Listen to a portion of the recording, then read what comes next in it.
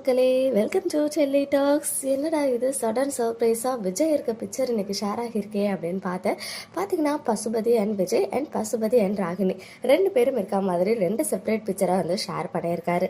கிட்டத்தட்ட 2மே வந்து பார்த்தீங்கன்னா பேக்ரவுண்ட் வந்து சேம் பேக்ரவுண்ட் மாதிரி தான் இருக்குது. அதில் என்ன டவுட்னா ராகினியும் பசுபதியும் இருக்க அந்த ஒரு பிக்சர் பின்னாடி பார்த்தீங்கன்னா நூலகம், அதாவது நம்ம லைப்ரரி அப்படின்னு சொல்லிட்டு போட்டிருக்கு. லைப்ரரி அப்படின்னு சொல்லும்போது இவங்க எங்கே சடனாக வேறு ஏதோ ஒரு லொக்கேஷன் புது லொக்கேஷன் போயிருக்காங்க போலயே அப்படின்னு ஃபீல் ஆச்சு. பிகாஸ் லைப்ரரி அப்படின்றது காமனாக எங்கே வேணாலும் இருக்கும், பப்ளிக் பிளேசஸில் இருக்கும், அதர்வைஸ் ஸ்கூல் காலேஜஸில் இருக்கும். பட் அங்கே இவங்களுக்கு என்ன வேலைன்னு தெரியல.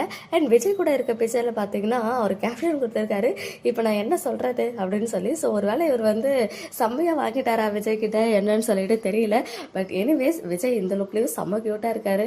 இப்போதைக்கு இந்த 2 பிக்சர் தான் ஷேர் பண்ணியிருக்காரு. சேம் லொக்கேஷனில் நம்ம காவேரியும் இருக்காங்களா இல்லையான்னு தெரிஞ்சுக்க இன்னும் கொஞ்சம் நேரம் ஆகும். ஏன்னா 1 by 1 தான் பிக்சர்ஸ்லாம் ஷேர் பண்ணுவார்.